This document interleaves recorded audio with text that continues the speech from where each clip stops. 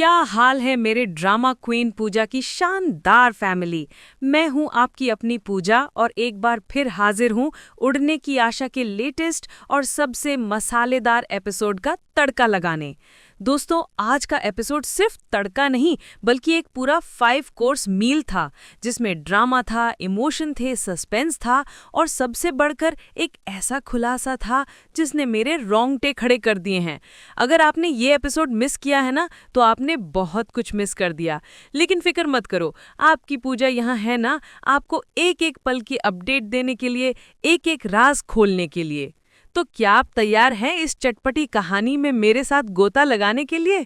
क्योंकि आज मैं सिर्फ एपिसोड डिस्कस नहीं करने वाली, मैं एक एक परत खोलने वाली हूँ उस झूठ की, उस फरेब की जिसने पूरे घर को हिला कर रख दिया है।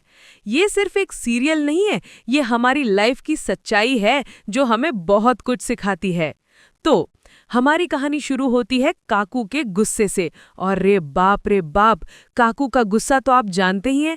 जब वो लाल पीली होती है ना, तो अच्छों की बोलती बंद हो जाती है। उनकी आवाज में वो दम होता है कि दीवारें तक हिल जाती हैं। और आज का टारगेट कौन था? हमारा बेचारा मासूम, शायद थोड़ा बेवकूफ भी तेजस।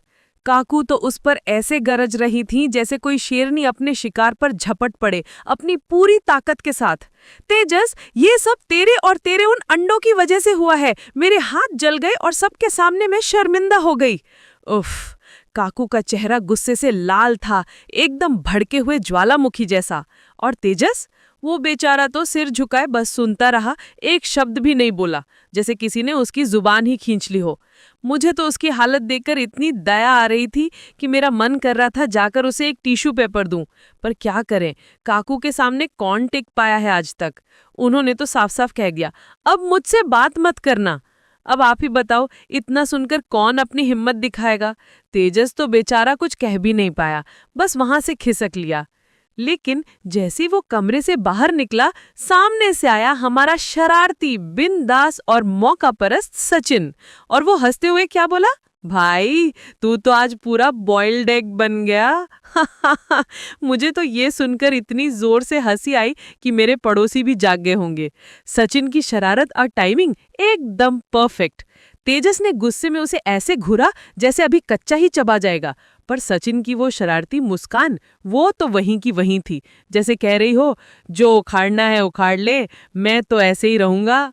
है ना, ये सचिन भी ना कभी नहीं सुधरेगा और हमें यही तो पसंद है उसमें। लेकिन कहानी यहाँ खत्म नहीं होती दोस्तों। हमारी साइली दीदी, वो भी अपने ऑफिस से निकलकर शकुंतला मौसी के घर जा रही थी। और पता क्या हुआ? वही लड़का, हाँ वही लफंगा, वही स्टॉकर फिर से उसके पीछे पीछे आ रहा था। अरे यार, ये लोग समझते क्यों नहीं? कितनी बार समझाया है कि लड़कियों को ऐसे परेशान मत करो, लेकिन कुछ लोग तो अपनी हरकतों से बाज नहीं आते। साइली ने इस बार हिम्मत दिखाई। उसने इस बार पीछे मुड़कर देखा और उसकी आंखों में एक ऐसी चमक थी जो बताती थी कि अब बहुत हो गया। वो रुकी, पलटी और दृढ़ आवाज में क्या बोला? अगर फिर पीछे आया ना तो सीधा पुलिस को बुलाऊंगी। उफ, मेरी साइली दीदी का ये कॉन्फिडेंस, ये तो किसी सुपर हीरो से कम नहीं था। मुझे तो मजा आ गया ये देखकर। लड़का भी बेचारा डर के भाग गया। भागना ही था, ऐसे लोगों को सबक सिखाना बहुत जरूरी होता है। और साइली ने क्या किया? तुरंत सचिन को फोन करके बताया कि अब वो और बर्दाश्त नहीं करेगी। सही किया साइली, कब तक ये सब चलेगा? लड़की है, इसका मतलब ये नहीं कि कोई भी उसे परेशान करेगा। ये तो हमारे समाज की सच्चाई है दोस्तों, जिस पर हमें ध्यान देने की जरूरत है। और फिर क्या हुआ? साइली पहुंची शकुंतला मौसी के घर। मौसी के पैर छुए मुस्कुराकर और मौसी ने उसे बैठने को कहा। और फिर धीरे से क्या बोला? बेटा, मुझे तेरी सच्चाई पर अब यकीन हो गया है। पता है, रोशनी ने अपना मंगलसूत्र बेचकर मेरे पैसे वापस कर दिए, वरना रेणुका तो तुझ पर ही इल्जाम लगा देती। क्या? मंगलसूत्र बेचकर? ये सुनकर तो मैं भी थोड़ी हैरान रह गई। मेरा दिमाग तो घूम गया।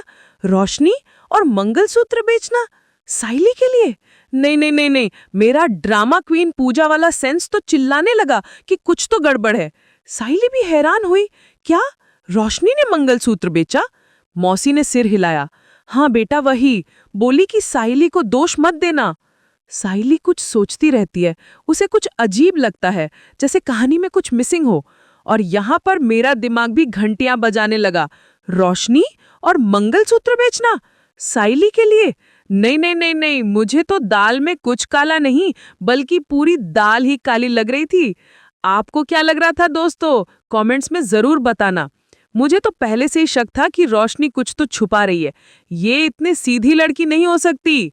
रात को जब साइली घर लौटी तो उसने सचिन को सारी बात बताई और सचिन का एक्सप्रेशन वो एकदम से बदल गया। उसकी आंखों में वही शक की चमक वापस आ गई। वो बोला, साइली मुझे कुछ गड़बड़ लग रही है। रोशनी वो लड़की नहीं है जो किसी के लिए इतना बड़ा त्याग करे। उसने जरूर कुछ किया होगा और अब उसे छुपाने के लिए ये ड्रामा कर रही है। वाह सचिन, मुझे गर्व है तुम पर। तुम एकदम सही सोच रहे थे। मेरी पूजा का दिमाग और सचिन का दिमाग एकदम सिंक्रोनाइज्ड। हम दोनों तो जासूस बन गए थे। साहिली उसे देखती है और कहती है, सचिन तू हर चीज में शक मत कर। लेकिन सचिन की आंखों में वही शक की चमक थी। बिल्कुल सही, हर चीज में शक करना बुरी बात नहीं होती अगर आप ड्रामा क्वीन पूजा के व्यूअर हैं तो। हमें तो हर चीज में ड्रामा और सस्पेंस ढूंढने की आदत है और यहाँ तो सच में ड्रामा हो रहा था। और तभी रिया किचन से आवाज लगाती है, साइली वहिनी, गर्मा गर्म चीला तैयार है, जल्दी आओ। ये रिया भी ना ऐसे टेंशन वाले माहौल में चीले की बात कर रही थी, लेकिन मुझे उसकी मासूमियत पर बहुत प्यार आता है। साइली मुस्कुराकर रिया के पास जाती है और रिया क्या कहती है, मुझे आकाश की बहुत याद आ रही है। जब से वो नए काम पर गया है उसने फोन तक नहीं किया। कुछ तो ठीक नहीं लग रहा। उफ, रिया की ये मासूमियत, मुझे तो उस पर बड़ा प्यार आता है। ये बेचारी इतनी भोली है। साइली उसे समझाती है, रिया इतना सोच मत, शादी और रिश्ते में पेशेंस बहुत जरूरी होता है। कभी कभी दूरियां आती हैं, लेकिन इसका मतलब ये नहीं कि रिश्ता कमजोर है। बस भरोसा रखो, सब ठीक हो जाएगा। वाह साइली वहिनी, क्या ज्ञान दिया है। एकदम सही बात। रिश्ते में धैर्य बहुत जरूरी होता है और ये आजकल के युवाओं को समझना बहुत जरूरी है। रिया भी धीरे से मुस्कुरा देती है, शायद तू सही कह रही है। चलो, कम से कम रिया को थोड़ी शांति तो मिली, लेकिन हमें पता था कि उसकी चिंताएं निराधार नहीं थीं। अगले दिन तेजस ऑफिस में अपने एक कर्मचारी को बुलाकर डांट रहा होता है। तूने मेरे अंडे वाले किस्से को सब जगह फैला दिया, अब सब मुझे ही चिढ़ा रहे हैं। कर्मचारी बेचारा सिर झुका लेता है जैसे धरती फट जाए और वो उसमें समा जाए। तेजस की ये हालत देखकर मुझे थोड़ी हंसी भी आ रही थी और थोड़ी दया भी। बेचारा तेजस, पर क्या करे, उसने खुद ही तो ये कांड किया था। वहीं ऑफिस के दूसरे कोने में रोशनी कुछ परेशान दिखती है। उसका ध्यान बार बार साइली और सचिन की बातों की तरफ जा रहा है। उसे पता है कि ये दोनों इतनी आसानी से मामला जाने नहीं देंगे और जल्द ही सच्चाई तक पहुंच जाएंगे। हाँ, डरना तो पड़ेगा ना, जब गलत काम करोगे तो। चोरी छिपे किए गए काम कभी छिपते नहीं हैं।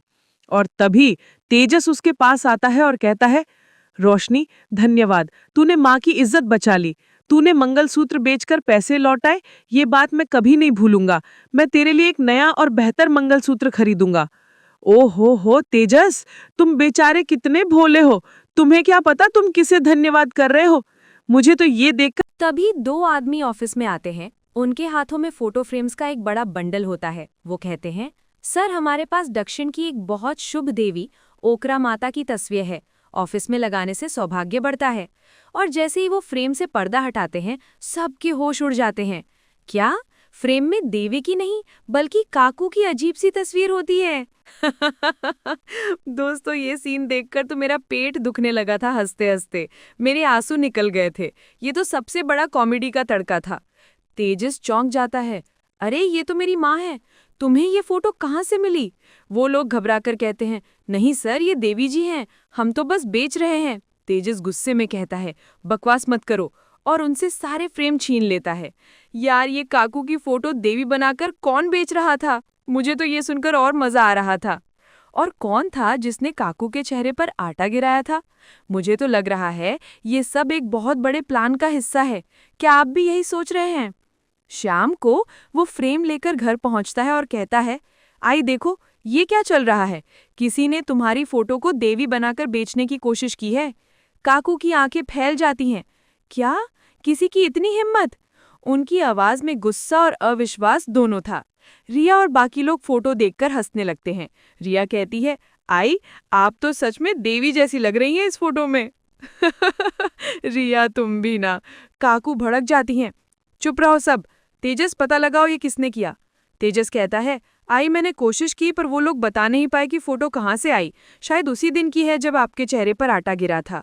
रिया हंसकर बोलती है, तेजस तेरी याददाश्त तो आज कमाल कर रही है।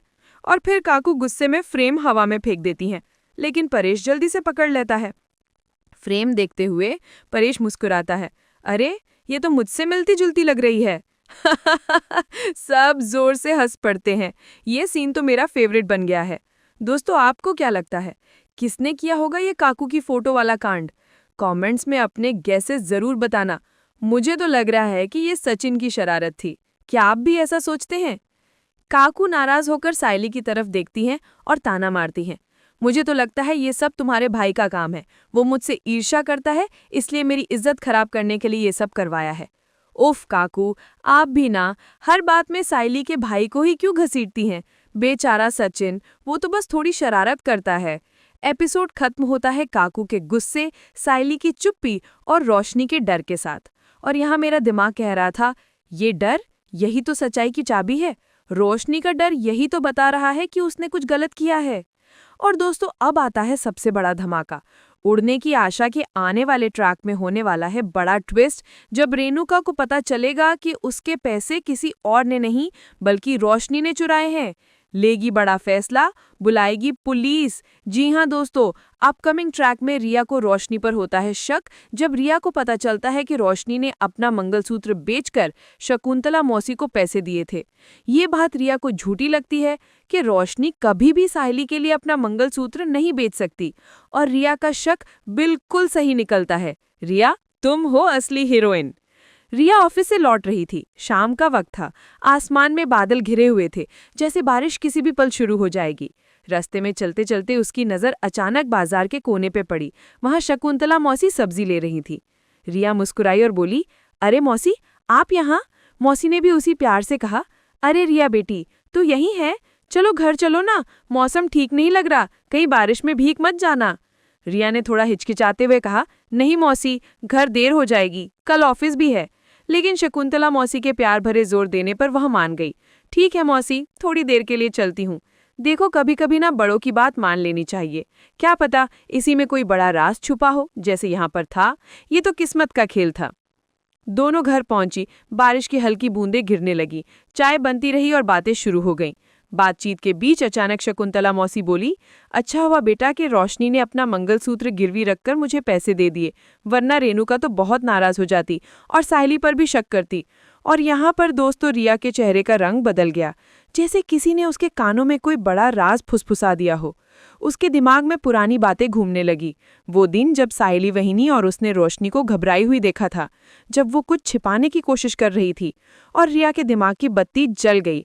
तभी रिया ने धीरे से पूछा, मौसी, पैसे चोरी होने से पहले क्या रोशनी आपके घर आई थी? शकुंतला मौसी ने थोड़ा सोचकर कहा, नहीं बेटा, मुझे तो बस सायली याद है उस दिन। रिया ने फिर पूछा, अच्छी तरह सोचिए मौसी, अगर सायली आई थी और उसने कुछ नहीं लिया तो कोई और जरूर आया होगा। शकुंतला मौसी ने माथे पर हाथ रखते हुए याद करने की कोशिश की। कुछ पल चुप रहीं, फिर बोली, हाँ याद आया बेटा, सायली से पहले रेणुका और उसके साथ रोशनी आई थी। रोशनी का नाम सुनते ही रिया का दिल धक से रह गया। अब उसे पूरा यकीन हो गया था कि सारा खेल वहीं से शुरू हुआ था। उसने गहरी सांस ली और बोली, मौसी, अब मुझे सब समझ आ गया है, चोरी रोशनी नहीं की है। क्या? ये सुनकर तो शकुंतला मौसी भी चौंक गई। क्या कह रही हो रिया? रोशनी चोरी करेगी? उसने तो तुम्हारी मोहिनी के लिए मंगलसूत्र गिरवी रखा और मुझे रेणुका से बचाया भी था। देखो दोस्तों, कैसे लोग दूसरों की अच्छाई का मुखौटा लगाकर अपनी गलतियों को छुपाते हैं। ये तो बहुत बड़ा धोखा था। लेकिन रिया, हमारी तेज दिमाग रिया, वो तो किसी और मिट्टी की बनी है। रिया ने शांत लहजे में कहा, मौसी, कभी कभी जो सबसे मददगार दिखता है वही असली खेल खेल रहा होता है। वाह रिया, क्या लाइन बोली है, ये तो सीधा दिल पर लगी। शकुंतला मौसी अब सोच में डूब गईं। उन्हें याद आया, जब वो और रेणुका हॉल में बैठे थे तभी रोशनी को किसी का फोन आया था। उसने कहा था कि आवाज़ साफ नहीं आ रही और वो बेडरूम में चली गई थी। उसी के कुछ दिन बाद पैसे चोरी हो गए थे। अब सब कड़ियाँ एक दूसरे से जुड़ चुकी थी। मौसी ने रिया की तरफ देखा और कहा, बेटा, तू सही कह रही है, अब मुझे भी शक हो रहा है। रिया ने तुरंत सायली को फोन किया और पूरी बात बता दी। सायली कुछ पल के लिए चुप रही, जैसे यकीन ही नहीं हो रहा हो कि ये सच हो सकता है। फिर उसकी आवाज में दृढ़ता आई। अब बहुत हो गया रिया, अब सच सबके सामने आना ही चाहिए। बिल्कुल सही, अब और नहीं। ड्रामा क्वीन पूजा की फैमिली, सच का सामना करने का वक्त आ गया है। अगले दिन सायली और रिया घर पहुंची। सबको हॉल में बुलाया गया। रेणुका, काकू, सचिन, तेजस और बाकी सब परिवार वाले। माहौल एकदम गंभीर था। सबकी नजरें सायली और रिया पर टिकी हुई थी। रिया आगे बढ़ी और बोली, रेणुका काकू, जिसे आप सबसे भरोसेमंद समझती हैं वही असली गलती करने वाली है। रोशनी ने ही वो पैसे लिए थे। पूरा हॉल एक पल के लिए सन्न हो गया, जैसे किसी ने सबके मुंह पे ताला लगा दिया हो। रेणुका का चेहरा सख्त हो गया। क्या कह रही हो रिया? रोशनी ने तो तुम्हारी मदद की थी, अपना मंगलसूत्र गिरवी रखा था। ऐसे आरोप लगाना ठीक नहीं है। देखो दोस्तों, कैसे इंसान जिसे सबसे ज्यादा मानता है उसी पे भरोसा कर रहा था, लेकिन सच तो कुछ और ही था। शकुंतला मौसी आगे बढ़ी। उनकी आंखों में सच्चाई थी। रेणुका, मैं जानती हूँ ये सुनना मुश्किल है, पर सच यही है। याद है जब हम दोनों हॉल में थे और रोशनी फोन लेकर अंदर गई थी? उसी के बाद चोरी हुई थी। सायली तो पूरे वक्त मेरे पास थी। रेणुका अब सोच में पड़ गई। उनकी आंखों में भरोसा और शक दोनों लड़ रहे थे। उन्होंने कहा, अगर ये सच है तो सच अपने आप सामने आ जाएगा। मैं पुलिस को बुलाती हूँ। किसी ने कुछ नहीं कहा। और यहाँ पर दोस्तों मेरी पूजा का दिल धक धक कर रहा था। ये बहुत बड़ा पल था। रेणुका ने पुलिस को फोन किया और चोरी की रिपोर्ट दर्ज कराई। रोशनी तब तक चुप बैठी थी, लेकिन जैसे ही उसने ये सुना, उसके हाथ कांपने लगे, उसकी आंखों से आंसू बहने लगे। कुछ पल की खामोशी के बाद वो टूट गई। काकू, मुझसे गलती हो गई। मुझे पैसों की बहुत जरूरत थी। मैंने सोचा किसी को पता नहीं चलेगा, लेकिन अब मैं शर्मिंदा हूँ। पूरा घर चुप था, सिर्फ रोशनी की सिसकियां गूंज रही थी। कितना बड़ा धोखा था ये। रेणुका ने धीरे से कहा, रोशनी, तूने हमारा भरोसा तोड़ दिया। हम तुझ पर यकीन करते थे और तूने वही तोड़ा। पैसा वापस आ जाएगा, लेकिन भरोसा नहीं। और दोस्तों ये बात कितनी सच है। एक बार भरोसा टूट जाए ना, तो उसे दोबारा जोड़ना बहुत मुश्किल होता है। ये सिर्फ पैसे की बात नहीं है, ये रिश्तों की बात है, भरोसे की बात है। सायली और रिया ने आगे बढ़कर कहा, काकू, हमें लगता है कि रोशनी को अपनी गलती का एहसास हो गया है। प्लीज पुलिस को वापस ले लीजिए, उसे एक और मौका दीजिए। तो दोस्तों यहीं पर आज का हमारा एपिसोड खत्म होता है। क्या रोशनी को दूसरा मौका मिलेगा? क्या पुलिस आएगी या रेणुका अपना फैसला बदल देंगी? क्या रोशनी अपने किए की सजा भुगतेगी या उसे माफ कर दिया जाएगा? और क्या होगा सचिन और तेजस का? ये सब जानने के लिए आपको देखना होगा अगला एपिसोड। लेकिन उससे पहले मुझे कमेंट्स में ज़रूर बताना कि आपको आज का ये बड़ा खुलासा कैसा लगा। क्या आप रोशनी के इस धोखे से हैरान हैं? और क्या आपको लगता है कि उसे दूसरा मौका मिलना चाहिए या फिर उसे अपने किए की सज़ा मिलनी चाहिए? आपके विचार क्या हैं, मुझे ज़रूर बताना। और हाँ दोस्तों, अगर आपको मेरा ये वीडियो पसंद आया हो तो इसे लाइक करना बिल्कुल मत भूलना। अपने दोस्तों और फैमिली के साथ शेयर करो। जोड़ने की आशा देखते हैं ताकि वो भी इस ड्रामा का हिस्सा बन सके और ड्रामा क्वीन पूजा की फैमिली और बड़ी हो सके।